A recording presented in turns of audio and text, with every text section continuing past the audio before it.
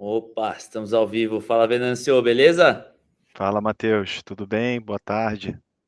Boa tarde, tudo certo? Boa. Venancio, primeiro, obrigado aí por aceitar bater esse papo com a gente. Enquanto a galera vai entrando, vou dar uma apresentada aqui no nosso podcast. Mas bom, pessoal, para quem está entrando a primeira vez, esse aqui é o podcast da SaaS BR Club. A gente é a primeira comunidade aí de SaaS B2B do Brasil. A comunidade surgiu esse ano, a gente já está aí com 4.500 membros. No início do ano, eu e meus sócios, a gente viajou para o SaaStr, né, que é um evento de software que acontece no Vale do Silício.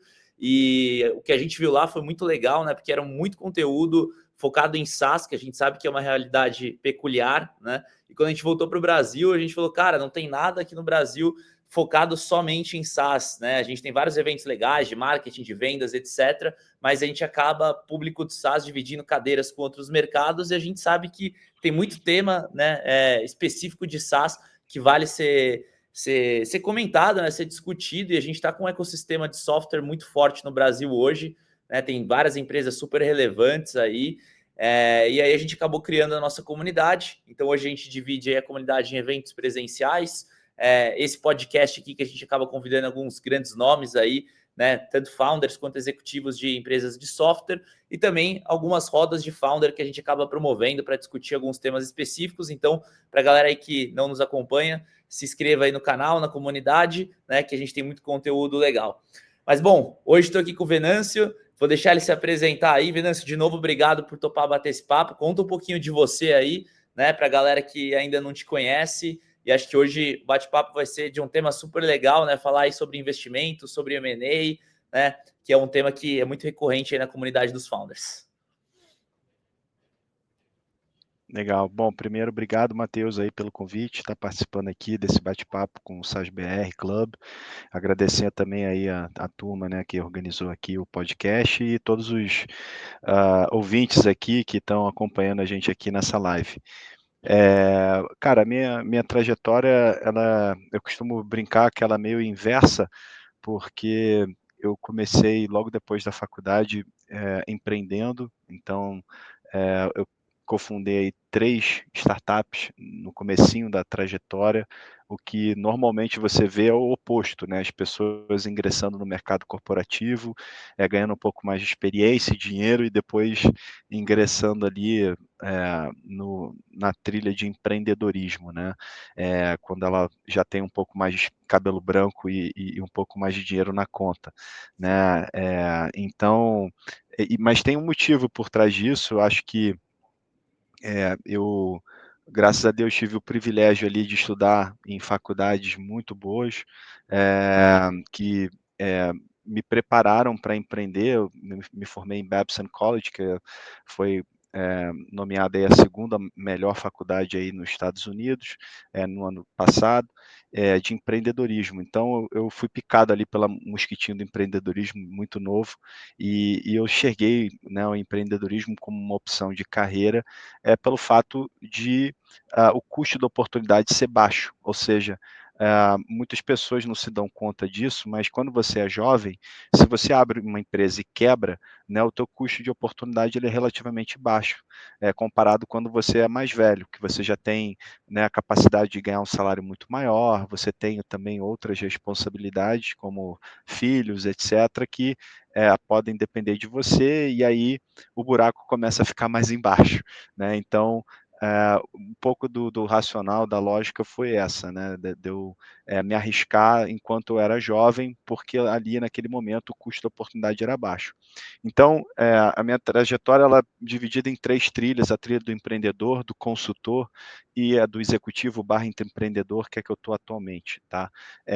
Então, falando brevemente, só para não tomar muito tempo, mas a do empreendedor eu cofundei 3 startups, a mais conhecida das 3 é a Vetex, que todo mundo conhece, imagino. Para quem não conhece, a empresa é uma das líderes de e-commerce, né, na América Latina. A empresa abriu capital na Bolsa de Nova York em 2021, com um valuation aí de mais de 4 bilhões de dólares, aproximadamente.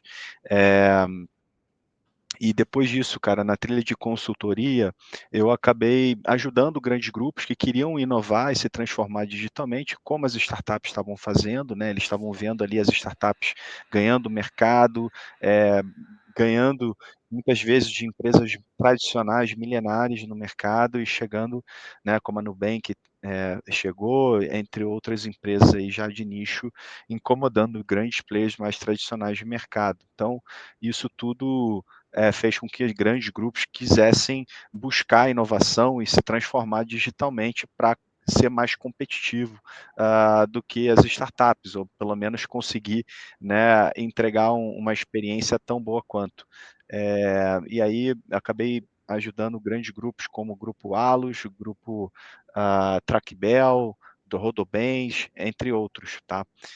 E aí, por fim, agora são mais ou menos 8 anos nessa trilha de executivo barra empreendedor, onde eu atuei 1 ano e meio na Amazon, aqui do Brasil, ajudando o time de expansão do marketplace, né, com serviços logísticos e também o lançamento de várias lojas dentro do marketplace, como, por exemplo, a loja de eletrônico, moda, esporte, ferramentas, office supplies e serviços como o FBA, que é o Fulfillment by Amazon, né, e o Merchant Shipping Service, né, que é o MSS, que eles chamam lá fora, que é o serviço de entrega para os sellers do marketplace da Amazon.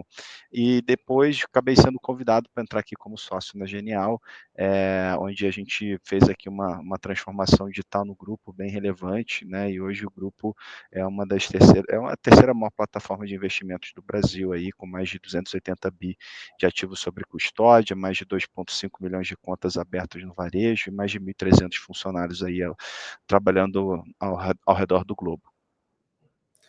Legal, cara. Uma coisa que eu acho super bacana na tua trajetória é que você passou por esse lado, como você comentou, né, de founder. Então, pô, cofundou 3 startups ali, inclusive, né, uma delas super conhecida. Depois, né, você acabou indo para esse lado de executivo e hoje você está como executivo e também olhando para um viés, né, que acaba sendo muito presente na vida de um founder, que é essa parte de investimento, de aquisição, né, que é um pouco do teu papel aí na Genial, né? Você acaba buscando startups que vão acabar fazendo movimentos estratégicos, né, para, enfim, ajudar a entrar como esse parceiro. E uma coisa que eu vejo muito, né, é que hoje, de certa forma, o founder, né, e o VC e o banco, eles têm cabeças um pouco diferentes, né? E, de certa forma, você passou por todos esses papéis, o que te faz entender um pouco de todos os lados, né? E aí uma pergunta que eu queria te fazer, né, olhando para você que teve todas essas vivências, né, a vivência, pô, desde o empreendedor até agora, essa vivência como executivo e tudo mais, eu queria entender na tua visão, qual que é o momento certo de vender uma empresa, né? Porque eu vejo que hoje muito founder não sabe qual que é o timing exato e acaba perdendo alguma janela de oportunidade. Porque na prática, né, pô, quanto mais você espera em tese, mais você vai crescer, mas às vezes as coisas não são tão bonitas assim, né? O mercado vai variando, inovação vai surgindo. Então, na sua visão, né, qual que é o momento que um founder deveria estar falando assim, cara, agora é hora de vender minha empresa? E aí você pode trazer essa tua resposta com base em métrica, com base, enfim, em tudo que você já observou, né? Legal. Cara, assim, aqui na Genial, só fazendo um contexto rápido aqui para a turma entender, eu entrei como CDO, né, tanto que está aí no meu título, e só que a função de CDO, ela tem uma peculiaridade, que ela tem prazo de expiração. Por quê? Porque a transformação digital, ela não é contínua, ela é por um tempo limitado, né? Qual é o objetivo do CDO? Elevar a maturidade digital de uma empresa. Uma vez que ele eleva, não tem mais o que transformar, tem o que inovar, mas transformar não. Então, acabou que em 2021, mais ou menos, quando a gente estava no pico, né, da, da, da, da da bolha, digamos assim, de tecnologia, onde você teve recordes de M&A, recordes de IPO, recordes de rodada de captação aqui no Brasil, onde a gente também, curiosamente, estava numa baixa histórica, né, da taxa de juros, a gente pôde perceber esse fenômeno e acontece que não tinha nenhum banqueiro cobrindo o setor de tecnologia aqui dentro do banco. Então, os sócios começaram a se questionar, cara, quem é o cara aqui com maior conhecimento e know-how e rede de relacionamento dentro desse meio, que poderia cobrir o setor de tecnologia? Eu acabei levantando a mão e virei um banker por acidente. Então, a história é um pouco essa, né? Mas, obviamente que por trás disso, da brincadeira tem todo um background ali que me ajudou e me preparou também para esse momento. Então, a ideia foi justamente, cara, poder colaborar com os empreendedores, poder colaborar com, né, os founders, coisa que eu, quando fui empreendedor, nunca tive um banqueiro que entendesse de tecnologia e que pudesse e que tivesse passado por todos os ciclos de crescimento de uma startup, né? Por todos os life cycles ali de uma startup. Então, acabou que a gente teve essa visão e fomos o primeiro banco a criar essa unidade de negócios voltada para atender o mercado de tecnologia. Isso posto, é para ser meio que uma espécie de Silicon Valley Bank tupiniquim, tá? Só para ilustrar um pouco da visão. E dito isso, né, agora respondendo a tua pergunta de forma um pouco mais objetiva, existem alguns fatores, obviamente, que o empreendedor precisa entender sobre timing de venda de uma empresa. Um dos pontos é mercado, né? Cara, como é que está o mercado? O mercado está pagando múltiplo, está pagando múltiplo alto, múltiplo médio, múltiplo baixo? Como é que está o mercado, né? Se você for analisar, eu acho que a gente provavelmente vai conversar um pouco sobre isso, o mercado de M&A está tendo uma retomada, né? Mas obviamente que está um pouco longe daquele pico que a gente viu ali em 2021, né? Então, assim, o timing de mercado é fundamental. Um outro ponto que é importante e fundamental é você entender o timing da tua empresa. Obviamente que você não quer vender a tua empresa no momento que o crescimento está estável, não está escalando num ritmo acelerado, né? A gente fala que numa empresa startup, né, o ideal é você dobrar todo ano, né? Agora com AI, então, isso agora está virando um mito e, cara, os caras querem triplicar. Então, assim, a questão do crescimento da empresa e, obviamente, sem perder de vista o resultado, que normalmente os investidores olham muito para a margem EBITDA quando a gente fala de resultado. Se a empresa não estiver crescendo com resultado positivo, né, gerando caixa, a empresa deixa de ser um ativo atrativo. Né? Então, tem que olhar mercado, tem que olhar o momento da empresa e um outro fator que eu acho importante também é entender, cara, o quanto que o mercado normalmente paga no Brasil. Né? Se você for fazer uma análise histórica, puxar nos últimos 5 anos, qual foi a média do valor de transação de M&As no Brasil em empresas de tecnologia?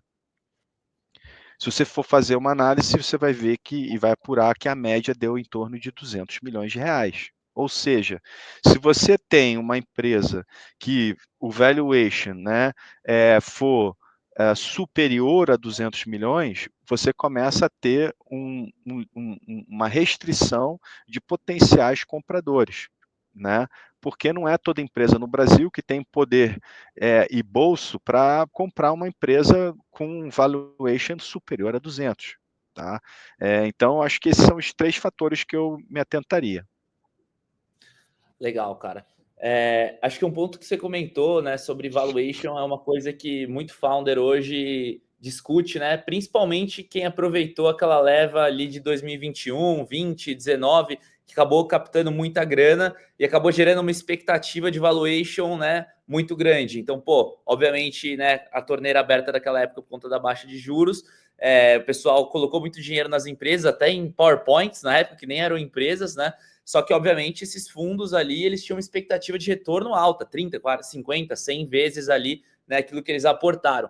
E uma coisa que eu tenho visto muito founder hoje que entrou nessa onda é uma visão de, cara, eles não estarem conseguindo ter os múltiplos que eles precisariam e por mais que a gente esteja numa janela voltando aí de aquisição, né, ainda assim eles não estão chegando nem perto do valuation que era estimado naquela época que eles captaram, né?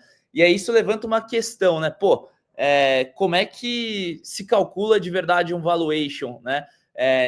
Porque, de certa forma, né, se parar para pensar o que aconteceu lá atrás, né? A gente estava com uma torneira muito aberta, na prática não existe liquidez para transformar isso em algo executável, aquilo que aconteceu lá atrás.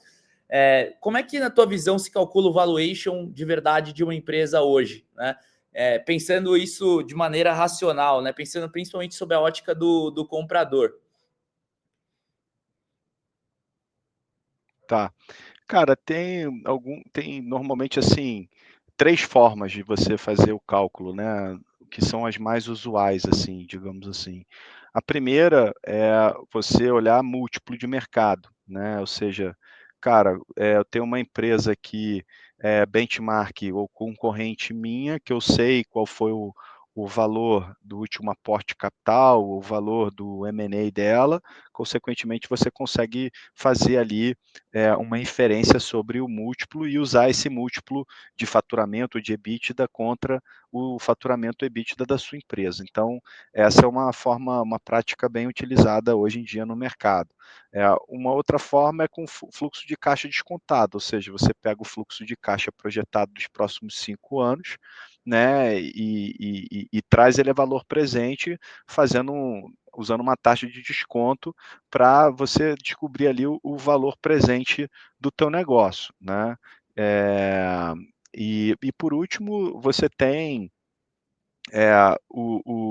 as transações, as últimas transações de mercado, né, que você também consegue derivar um múltiplo através dessas últimas transações de mercado para fazer uma aproximação ali com o que você está buscando. Então, assim, normalmente são essas 3 metodologias que são utilizados, mas o que eu acho que é importante reforçar aqui, Matheus, é que valuation ele serve muito mais para dar um norte do que para escrever na pedra o quanto que vale um negócio, porque no final do dia, o quanto a empresa vale é o quanto alguém está disposto a pagar por ela no mercado, Sim, entendeu? Então, não adianta você ficar, né, sonhando com valuations extremamente inflacionados se você não tem alguém do outro lado, um potencial comprador, por exemplo, interessado ou disposto a pagar aquele valor que você está pedindo. É que nem apartamento ou casa, sim. né? Pô, minha casa vale tanto. Não, não vale.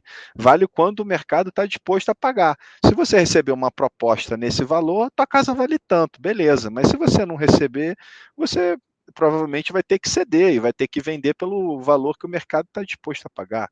Então, eu vejo que muitas vezes as pessoas confundem um pouco, né, o valuation e ficam com esse paradigma na cabeça. Não, mas o meu valuation é de tanto. Cara, teu valuation é só um norte, é só uma expectativa do quanto a tua empresa vale, mas o valor de fato só vai ser inferido uma vez que você conseguir realizar o deal, né? Realizar a transação, que é você fazer a venda de fato, né?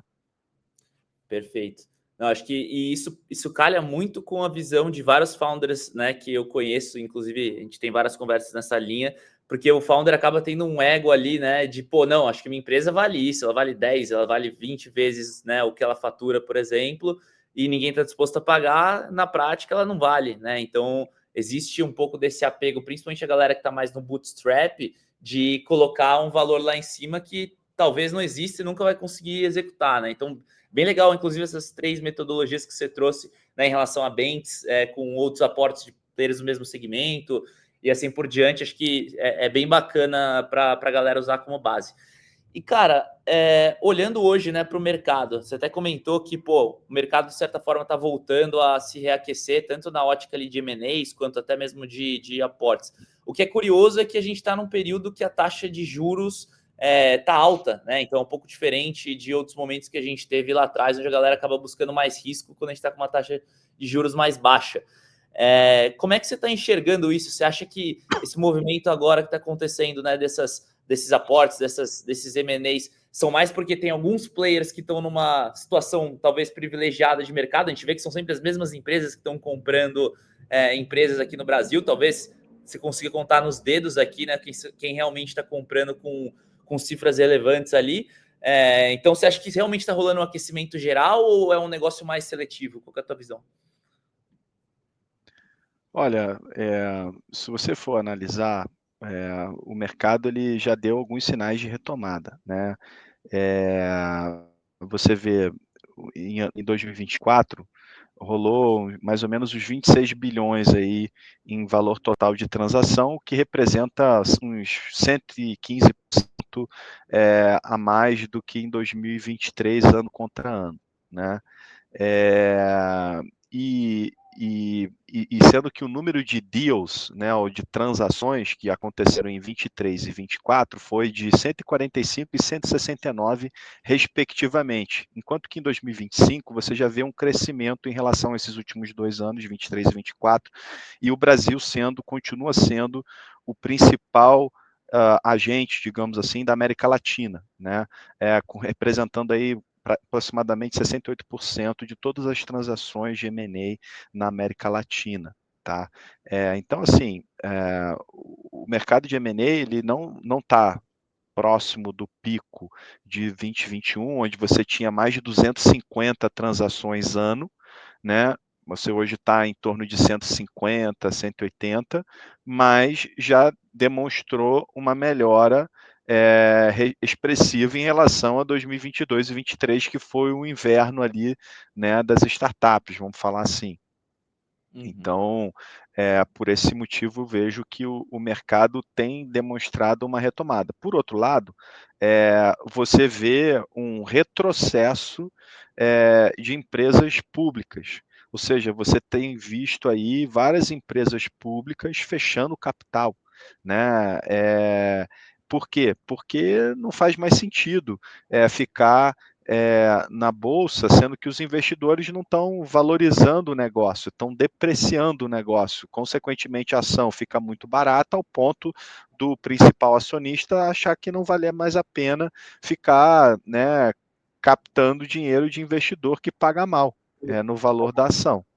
Então, em empresas maiores de capital aberto, você vê um retrocesso, você vê as empresas fazendo o oposto, ao invés de abrir capital, estão fechando capital, né?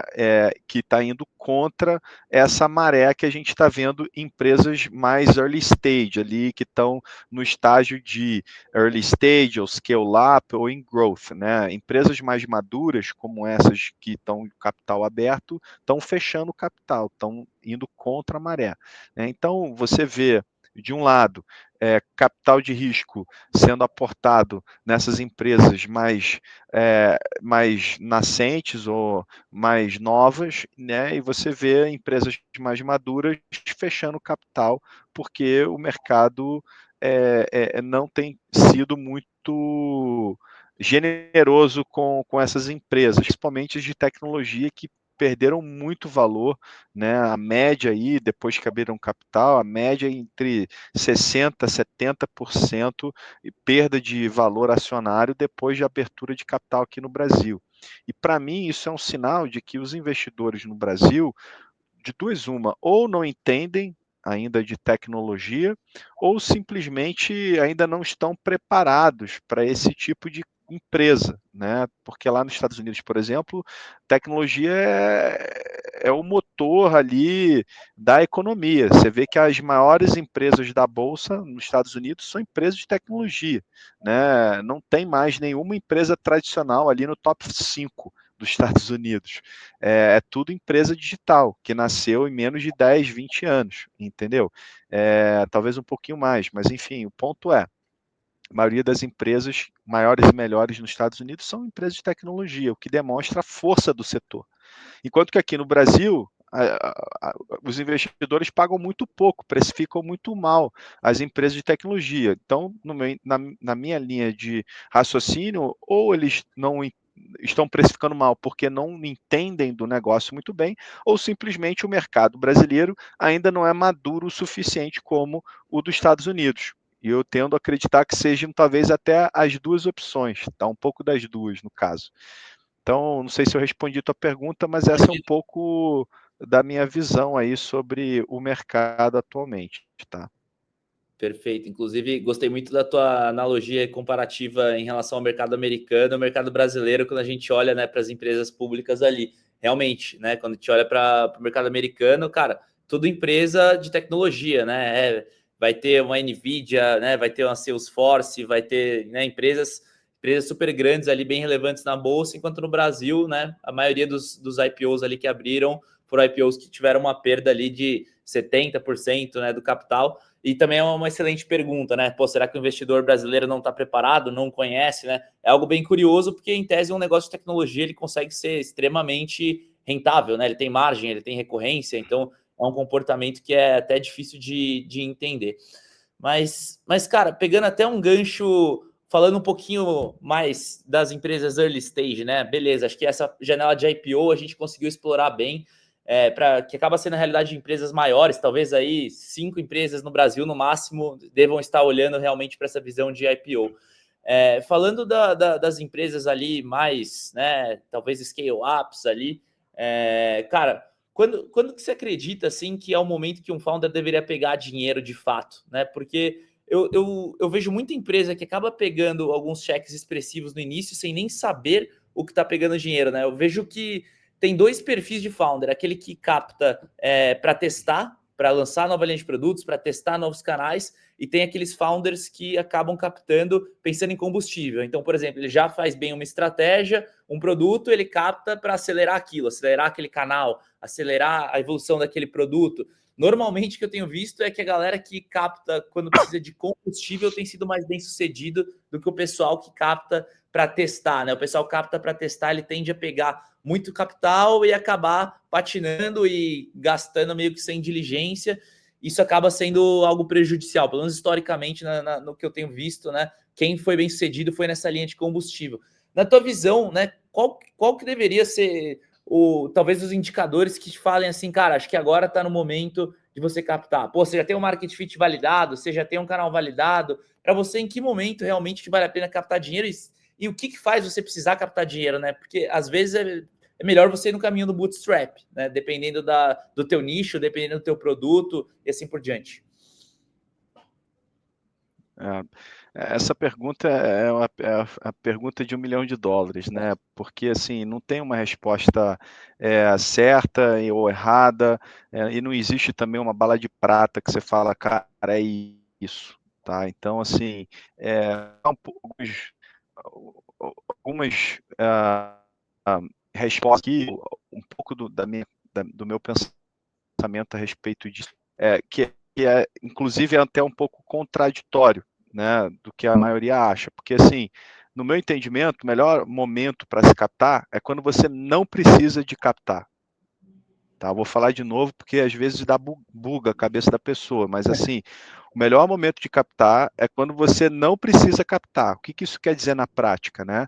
É assim, a empresa está crescendo, a empresa está gerando caixa, a empresa validou o modelo de negócio, está com receita boa, está gerando caixa.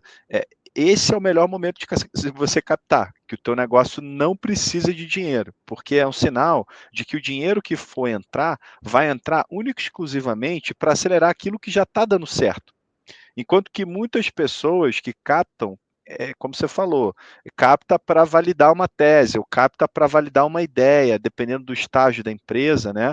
E também, obviamente, tem um fator aí mercadológico, né? Dependendo se a taxa de juros estiver muito baixa e a turma, né, estiver sedenta para diversificar os seus investimentos, talvez seja uma boa oportunidade de você captar, né, com uma rodada elevada, de acordo com o momento do mercado, porque você não sabe por quanto tempo também aquele cenário vai continuar assim. Tanto que o cenário de 2021 durou 2 anos, não durou mais do que isso, né? Então, as pessoas que conseguiram captar dentro desses 2 anos, conseguiu aproveitar todo o hype ali do crescimento que a maioria dos empreendedores conseguiram capturar bastante valor, porque existiu um fator mercadológico que contribuiu, né, para essa avalanche de investimento, que foi a baixa de juros histórica, né? A gente nunca no Brasil viu uma taxa de juros no nível que chegou, de 2% ao ano. né? Então, assim,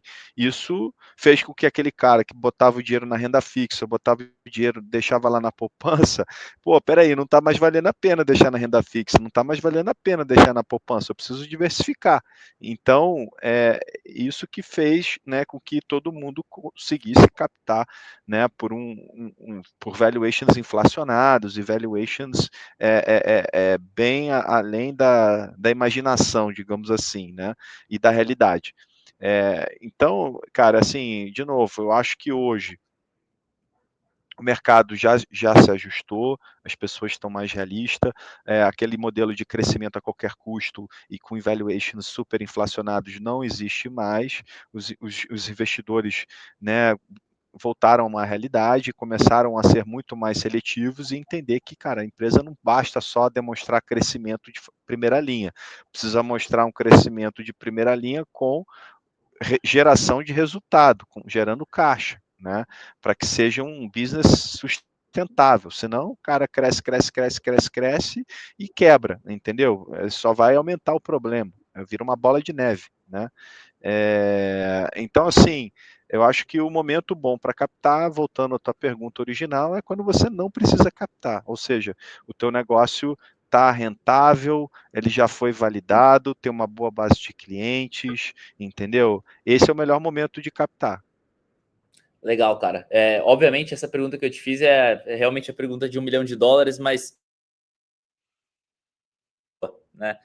Você comentou aí que, cara, o momento de captar é quando você não precisa captar. E isso é muito curioso, porque normalmente, né, o founder tem dois perfis de founder. Aquele founder que está com a empresa se pagando e fala, cara, não vou captar porque eu não quero diluir equity. Eu tenho aqui meu crescimento mensal e eu vou aportando, né, com o próprio financiamento do cliente para crescer. Obviamente, a gente sabe que, né, quando você opta por crescer dessa forma, você não tem tanto recurso, né, imediato, você pode desperdiçar algumas janelas de crescimento por conta de você, né, não estar tão capitalizado assim.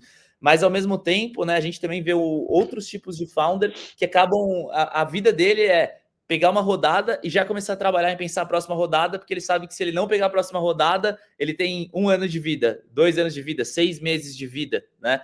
Então, hoje existe esses dois perfis. E bem legal isso que você comentou, né? Então, acho que, pelo menos a minha interpretação disso sobre captar quando você não precisa captar, mostra que você, de certa forma, mesmo optando por ir para um caminho de VC, você precisa conseguir olhar para métricas para a tua empresa ser sustentável, né? Você precisa gerar caixa, você precisa minimamente conseguir break-even a tua operação, né? Que são coisas que, pensando na época do dinheiro infinito, a última coisa que um founder nesse estágio pensava era em equilibrar as contas, né? Era pelo contrário, como é que eu posso acelerar mais o business? Então, bem legal tua resposta sobre isso. E aí, até falando um pouco, pegando esse gancho, né, sobre maturidade dos founders. Pô, você é um cara que tá conversando com founder pra caramba. Inclusive, a gente se conheceu por conta disso, né? Você me chamou no LinkedIn pra gente trocar ideia e tal. Muito pelo teu papel aí que você tá exercendo agora aí na Genial. Cara, você conversando com a quantidade de founder que você conversa, você acha que eles estão mais maduros em relação à captação e liquidez? Ou eles ainda estão muito repetindo os erros de 2021, com aquela cabeça de números exorbitantes, né? O que você tem visto que mudou na cabeça do founder quando você conversa em relação ao que a gente via em 2021 na janela do dinheiro, com esse momento que a gente está agora vivendo, né? Com você aí conversando com toda essa galera que você conversa?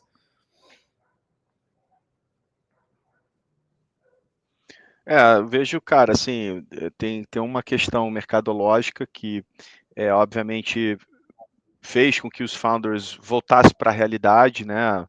Cara, baixa a bola aí, vamos pé no chão, entendeu? Vamos voltar aqui para a realidade, né? Não basta a empresa ficar crescendo a qualquer custo, né? E viver, fazer da história da empresa, como muitas aí surfaram a onda, né, de 2020 e 2021, fazendo várias rodadas, e aí chega um momento que a conta chega e os investidores começam a querer resultado, né?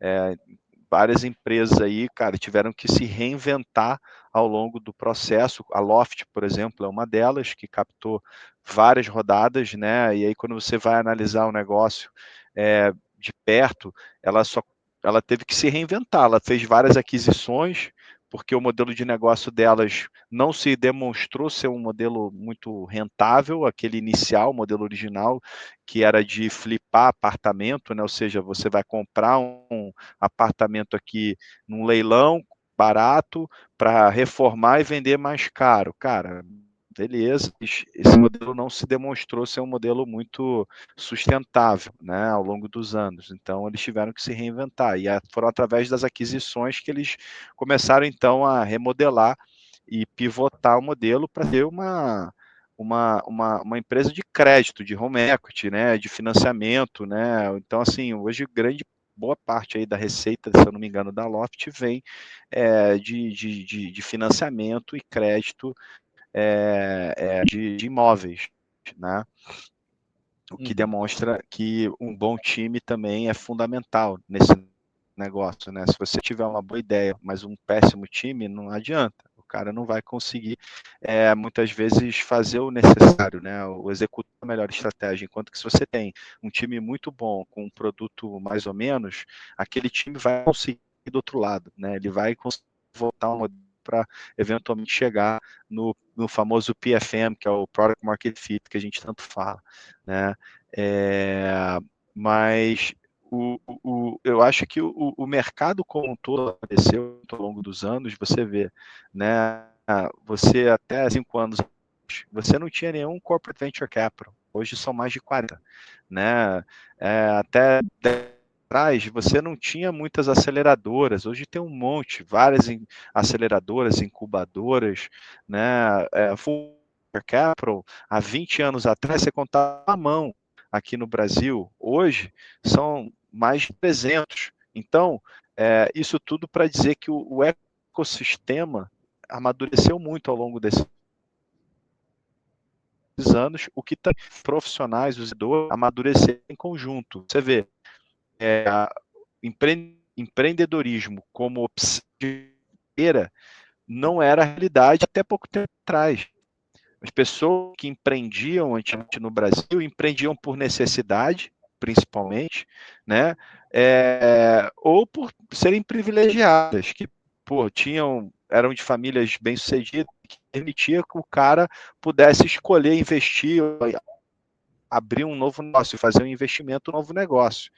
Hoje não, hoje você tem várias opções, né? Muitos empreendedores começam na própria faculdade. A gente ouve várias histórias aí de empreendedores que saem, inclusive, né, que montam seus negócios na garagem de casa ou no dormitório da faculdade. Né? Por quê? Porque existem várias linhas e incentivos que o governo, a academia, né, as instituições acadêmicas como um todo, os próprios empreendedores também acabam ajudando muito a fomentar esse ecossistema, com clubes de investimento anjo.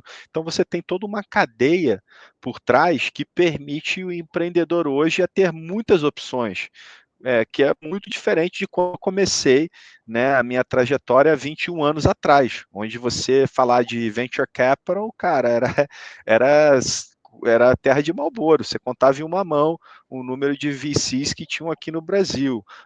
Investidor anjo, você nem conhecia, nem existia, nem esse termo, investidor anjo. Anjo, para mim, era que vivia no céu, entendeu? Então, era um mercado completamente diferente do que é hoje.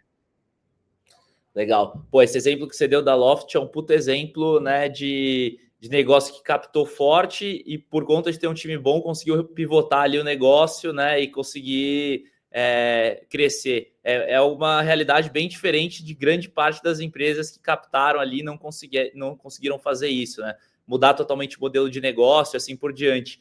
Então teve muita empresa que pegou muita grana, né, e acabou não conseguindo pivotar, enfim, acabou indo para outro caminho. Então, realmente, né, tem alguns casos que são até exceções, vamos dizer assim. Mas, cara, você tocou num ponto bem legal ali sobre os VCs, né? E, cara, hoje no Brasil, assim, né, você vê que a postura de um VC é muito diferente da postura de um VC americano, né? Lá a galera tem muito mais apetite ao risco, né? Eles investem, porra, em PowerPoints ali de universitários de Stanford, por exemplo, né, das faculdades boas. enquanto que nunca empreenderam, inclusive, e você vê uma galera que nunca empreendeu, de 19, 20 anos, captando cheque ali de 50 milhões de dólares, 30 milhões de dólares, praticamente sem faturar R$ 1 de receita, né? E quando a gente olha para o Brasil, a gente vê uma realidade um pouco diferente. Obviamente, o capital é mais escasso, né? Mas também o que é exigido do empreendedor é muito diferente. Você só vê galera captando no PowerPoint se for uma galera que é founder ali de segunda, terceira viagem, né? Que já teve exits bem-sucedidos para conseguir levantar uma grana sem ter nada rodando. E quem tem alguma coisa rodando precisa ter números muito expressivos, né? Para conseguir demonstrar que gera resultado, para conseguir fazer uma captação, principalmente num valuation relevante. Dito isso, né? Qual que você acha que é o principal gargalo do mercado de venture capital no Brasil hoje, né? Você acha que é dinheiro, é tese, é apetite a risco, é o perfil dos empreendedores, é o mercado brasileiro que é instável, né? Qual que é a tua visão do porquê a gente ser tão diferente, né?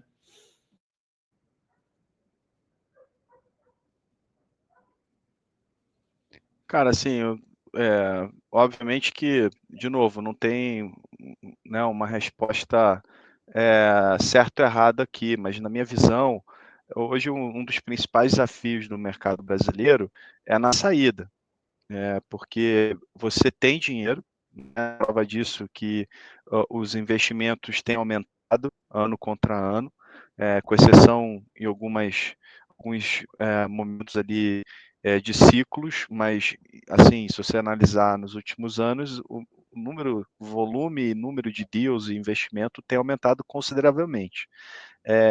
Por outro lado, são poucas saídas que você tem transformacionais.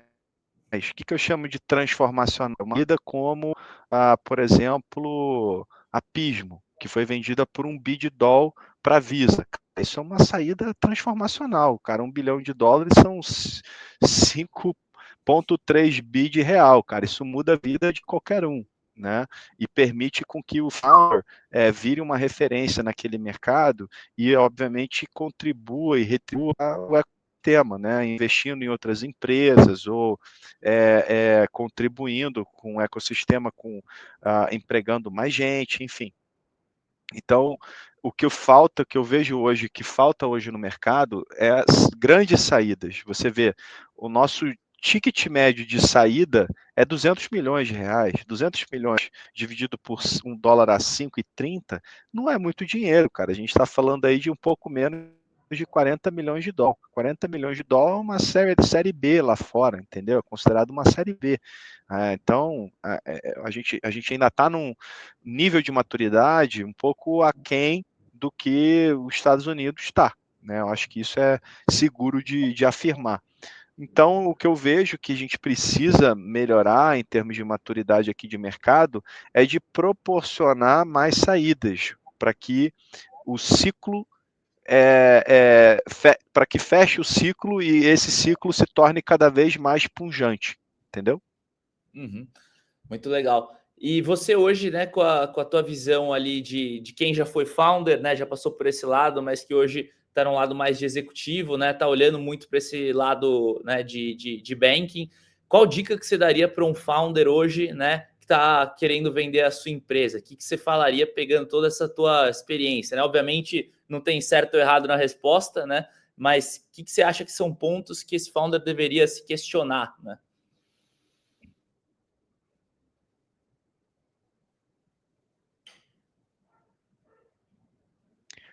Bom, primeiro eu acho que ele deveria analisar o quanto que ele vai deixar na mesa se ele vender a empresa dele, né? Ou seja, cara, vale a pena você vender a tua empresa por esse valuation aqui que a gente está no teu negócio?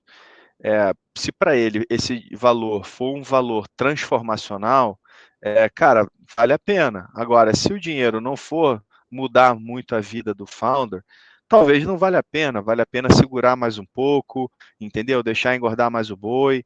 Então, acho que tem uma questão aí de fazer conta, né? O cara tem que fazer conta e ver se de fato o dinheiro que vai ficar no final do dia no bolso dele faz a diferença para ele naquele momento. E mais, se ele ficar mais 1 ou 2 ou 3 anos à frente do negócio, qual que seria o dinheiro que ele conseguiria captar, ou melhor, adquirir, né, com a venda do negócio dele. Então, acho que é um pouco por aí, né? Eu acho que na hora de vender, você tem que analisar o momento de mercado para ver se o mercado está pagando bons múltiplos, tem que ver se o momento da empresa é positivo, se a empresa vem numa crescente muito boa, se ele vai conseguir capturar o valor desejado daquele valuation que ele está buscando, né? E se esse dinheiro de fato vai ser um dinheiro que vai transformar a vida dele. Porque, pô, a maioria dos empreendedores ralam de 5 a 7 anos para chegar no tão sonhado pote de ouro. E aí, no final do arco-íris, se esse pote de ouro não for condizente com a expectativa dele, é frustrante, né? É muito frustrante.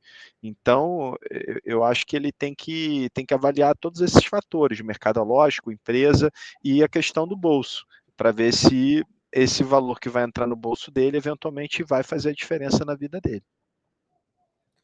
Perfeito. Acho que esse ponto, né, de fazer a diferença na vida dele, ele é muito importante, né? O que separa, na verdade, se você vai construir uma jornada de 5, 7 anos ou de 40, 50 anos, né? Acho que tem esse ponto. Porque parando para olhar, né? Às vezes o founder tem uma empresa lá que fatura seus 6 milhões ano, por exemplo. Mas, cara, ele tem uma margem de lucro que ele consegue tirar ali 150, 200 mil reais por mês de salário.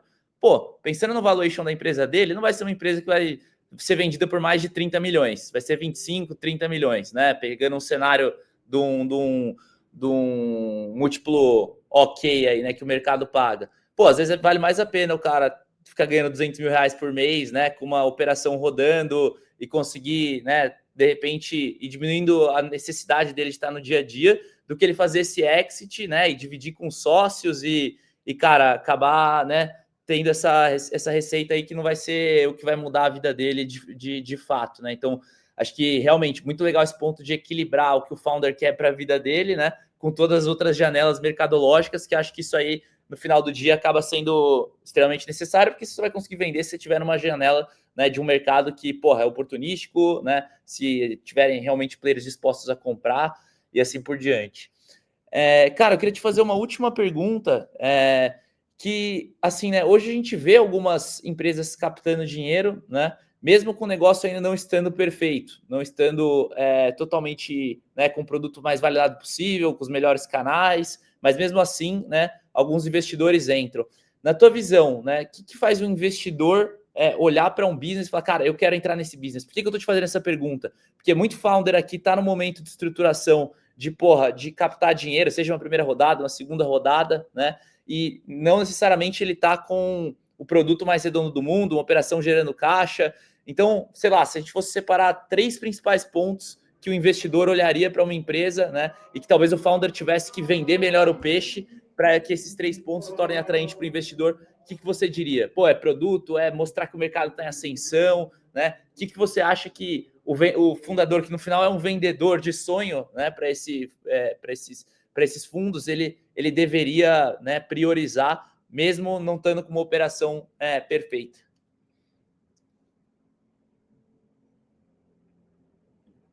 Cara, assim, eu vejo que tem muito empreendedor que às vezes foca muito na solução e se perde um pouco em analisar o problema que ele está resolvendo. Então, eu acho que o problema muitas vezes é subestimado, né? Então, eu acho que primeiro, um grande ponto que muitas pessoas falham, muitos empreendedores de primeira viagem falham, é não dar o seu devido valor ao problema.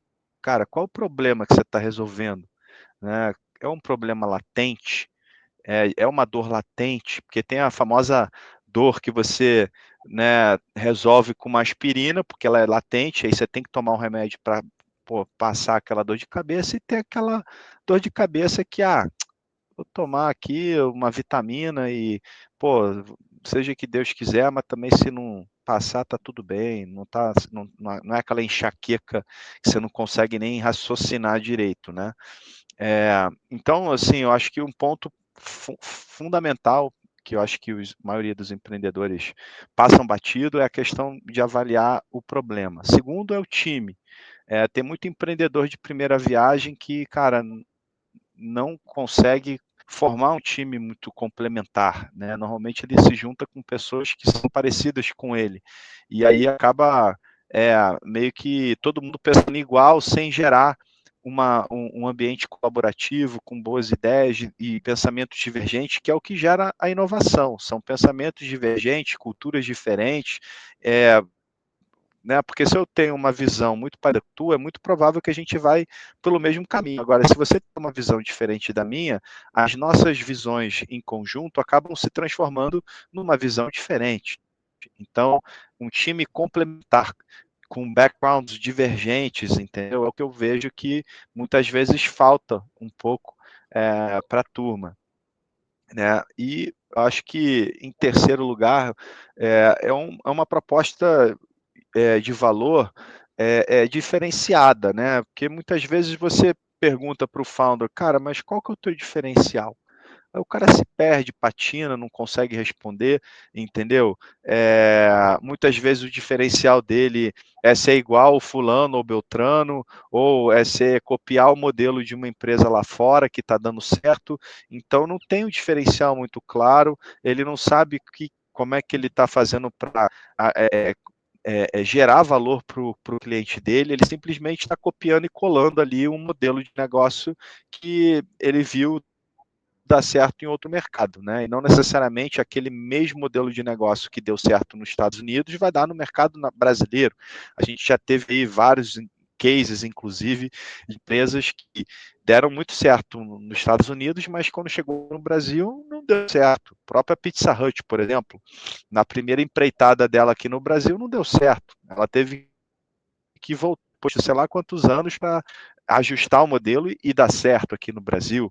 Então tem uma série de questões que se o empreendedor não se atentar e adaptar para a realidade, né, que o mercado exige, ele vai acabar metendo os pés pelas mãos. Então, em resumo, né, a dor e o tamanho do mercado é fundamental, porque não basta só você resolver também uma dor latente num mercado muito pequeno, os investidores querem investir numa dor latente num mercado grande, né? Então, o mercado grande para mim é mais de 20 bi de dólar, né, que a gente está falando, mercado menos de 20 bi de dólar não é um mercado tão grande. Então, acho que esse é o número mágico ali para se ter em mente, né? O segundo ponto é um time muito qualificado, complementar, com experiência e diversidade, para que você consiga, de fato, gerar inovação. E, por último, essa questão aí que eu mencionei da proposta de valor diferenciada, né? Você ter, de fato, um diferencial. O próprio Nubank, por exemplo, quando ele começou, ele tinha uma única proposta de valor, que era ser o melhor cartão, ou o cartão mais transparente, com uma experiência incrível para os seus clientes, dado que ele viu que no Brasil a maioria dos cartões cobravam FIIs ocultas e o atendimento era péssimo. Então, baseado nessas duas dores latentes que ele entendeu no mercado, ele revolucionou, criou um cartão que você conseguia pegar sem muita burocracia, sem ter que pegar fila, entrar em agência, você basicamente baixava o app, solicitava, chegava na tua casa pelos correios, não tinha que pagar nenhum FII oculto, né? E você, quando precisava do banco, né, para tirar uma dúvida ou para resolver algum problema, o atendimento funcionava, coisa que no Brasil era mito, né? Era difícil você resolver o teu problema pelo atendimento sem se frustrar, sem ligar lá e ficar chateado ali com o atendente, né? Então, eu acho que é por aí, cara. Sensacional.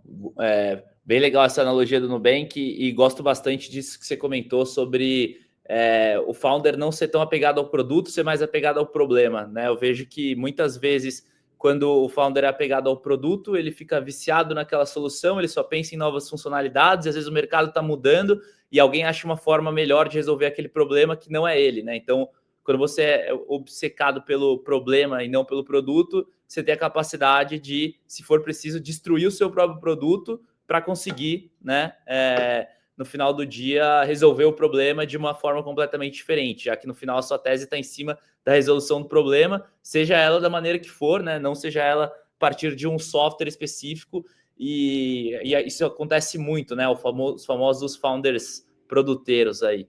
Mas, cara, acho que caiu aqui.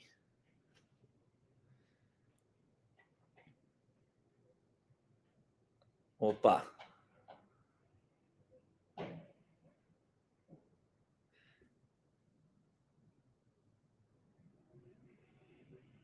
Voltando aí. Problemas técnicos. Voltamos. Fala, Venâncio, beleza? Tudo bem? Tá ouvindo bem aí? Tô sim, cara. Me desculpas, a bateria do laptop acabou aqui, cara. Ah, por isso que ele começou a travar bastante, então acho que talvez tenha sido isso. Ele já estava com a internet um pouco ruim. Mas o áudio ficou perfeito, tá? Eu tava respondendo aqui, né, o teu ponto. Ainda bem que você conseguiu concluir ali o raciocínio. Mas eu estava comentando justamente sobre a questão de, cara, founder que é apegado ao produto e não ao problema, ele acaba permitindo que até outras empresas vão lá e resolvam o problema dele de outra forma totalmente diferente, porque ele está apegado em botão, em funcionalidade, né? Então, o mundo ideal é aquele founder que, quando ele é apaixonado pelo problema, ele é capaz de destruir o próprio produto, entendendo que aquele produto, às vezes, não é a melhor forma de resolver aquele problema, e aí ele acaba dominando realmente e sendo o cara que resolve o produto da melhor forma possível, né? E é muito normal ver founder produteiro que tem um apego pela solução gigante e começa a evoluir ela sem escutar o cliente, indo para vários caminhos, sendo que às vezes o mercado mudou, né? A necessidade do cliente mudou e o apego está tão em cima daquilo que você acaba não sendo a melhor forma mais de resolver para o cliente, e aí que você começa a entrar numa camada que você não vende mais, você começa a perder cliente, você para de ser atrativo para investidor, e assim vai, né? Mas, pô, sensacional.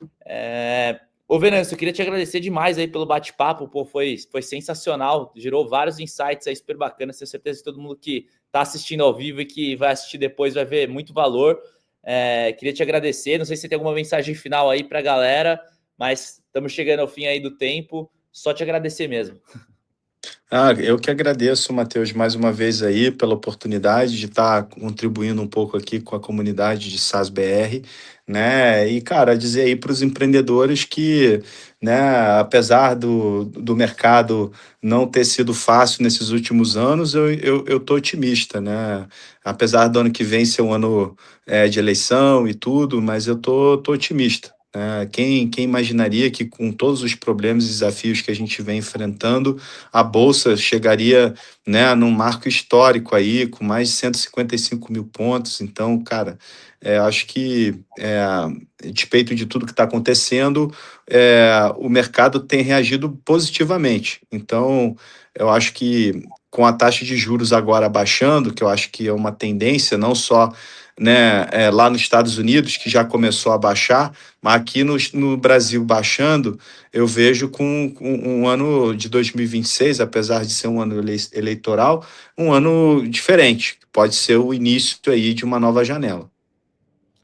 Animal. Pô, a galera tá comentando aqui que o bate-papo foi muito bom.